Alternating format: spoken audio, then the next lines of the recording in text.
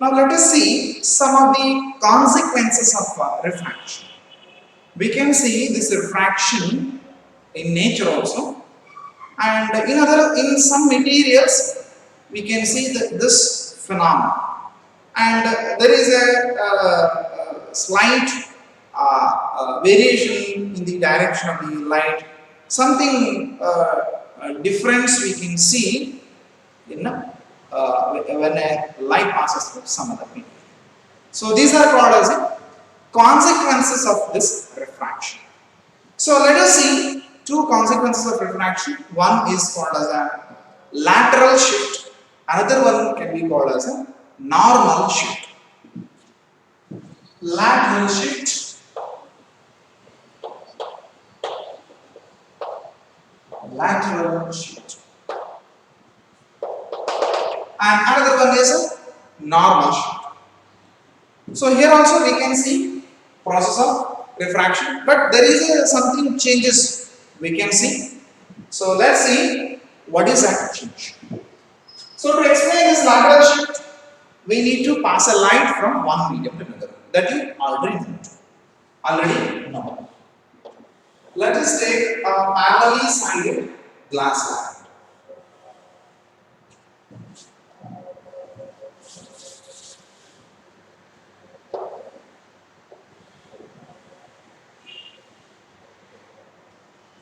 Parallelly sided glass slab means two-sided should be parallel.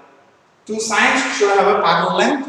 See, they are parallel and they are having the same length. These are parallel and having the same length. So let us try to pass a light from this medium of refractive index n1 into the refractive index n2. So we should draw a normal to the point of incidence. So what happens? Ray will bends like this. After bending, again it will incident on other faces. See here, this is the A, B, C, D is a rectangular glass lamp which having the parallel sides. So this is a ray of light, and which is one thing is very important in the chapter of ray reflex is the direction of light. You should always mention the direction of light. Without the direction, it will be wrong. Okay. So even if you derive many equations or equations, we should draw the directions for the any picture. Otherwise, we will not get the marks. So direction is drawing the direction is very important. Yeah. Now, light will incident on the face AD. After incidenting, it will refract. So this is the angle of incidence I. This is the angle of refraction R1. Let me write R1. Again, that light is incidenting on the face BC, right? So now the ray is moving from this medium, from this of refractive index N2 into the N1. This is the area, all over this region. Area is there. So same medium. So again, this ray will incident on the face BC. That is why this angle is R2, which is called as an angle of incidence. Angle of incidence, because incidenting on other things. After incidenting, again ray will bend like this, because we know that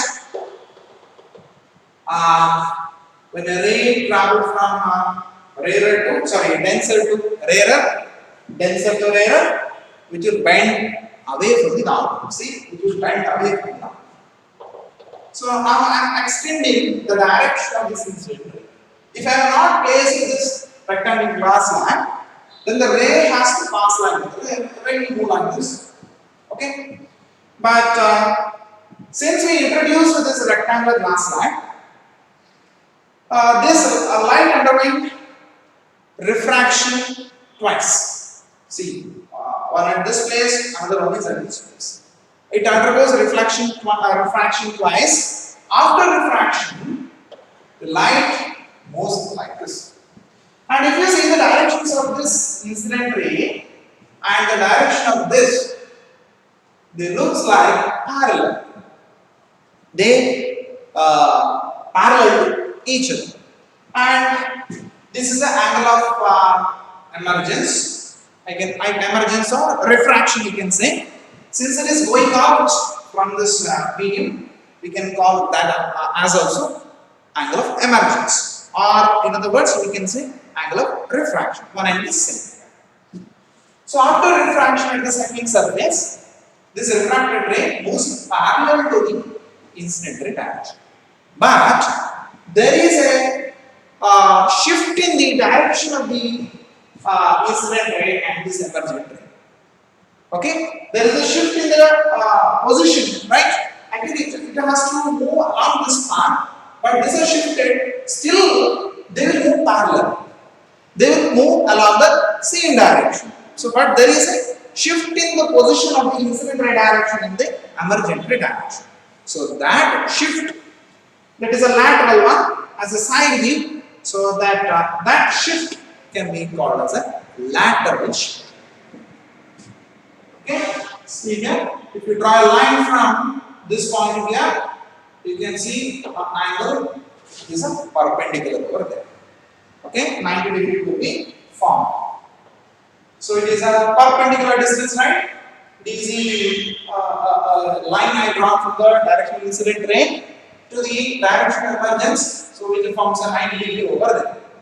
So when a light is traveling, light is moving in the parallelly sided refracting medium, then the perpendicular distance between the incident ray direction and emergent ray direction is called as a lateral shift. So this shift is called as a lateral shift. So let us write an area of light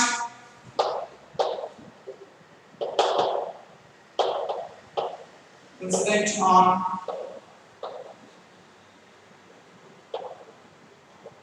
parallelly sided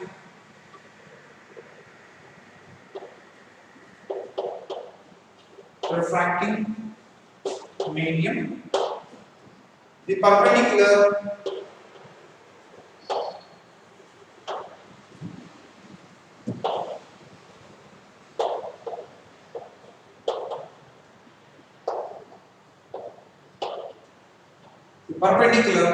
distance between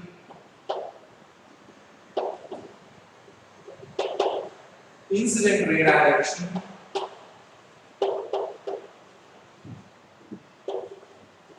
and emergent ray direction. Emergent ray direction is called lateral shift. Lateral shift. So this is the one consequences of refraction. So now let us study about another consequences of light, of the refraction, that is normal shift. I hope you understood this. Normal shift.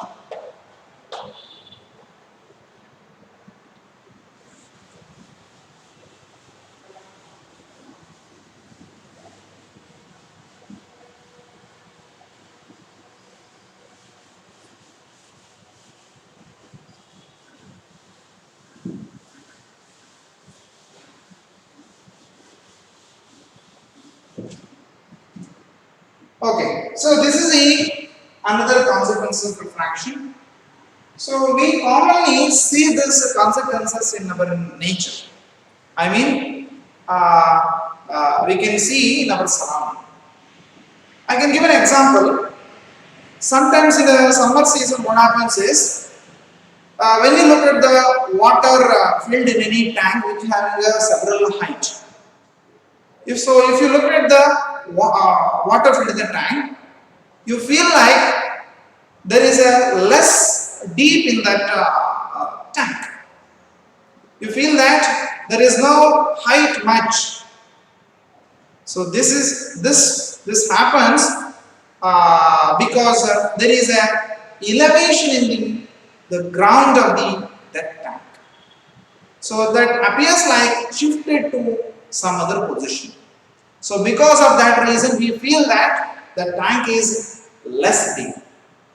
The same thing will also happen when you look the river in the summer season. You feel that the deep of the river is very less, but when you get into that river, you will able to feel the deep and which is more than you expect. So this is happens because of this shift. So such a shift is called as a normal shift.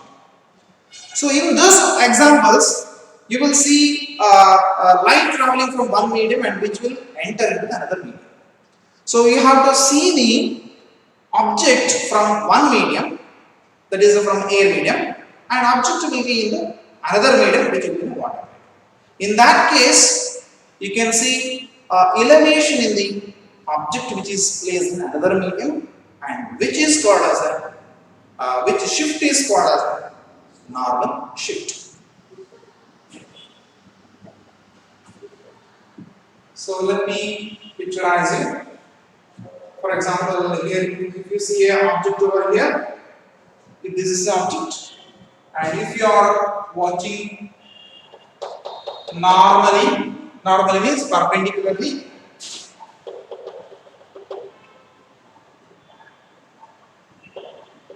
and which will look like this.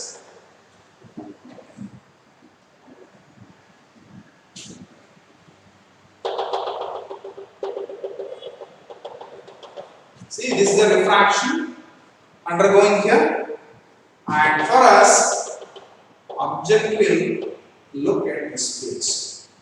The object is actually at this position, it looks like here. So let's say height is h1. Let's say this has a height as an h2, and this height can be called as a which is a real depth one, and this is the apparent depth. Okay. So even if the object is placed at this distance, it appears like raised, and this phenomenon is called as a normal shift, and this happens when an object is viewed from the another medium as a normal view. So this is about a normal shift. Normal shift means it is a shift in the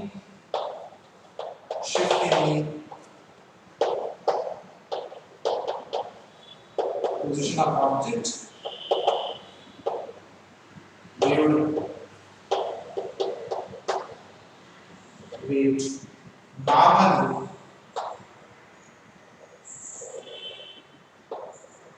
from the medium. Okay, we should watch normal. So this is about normal shift.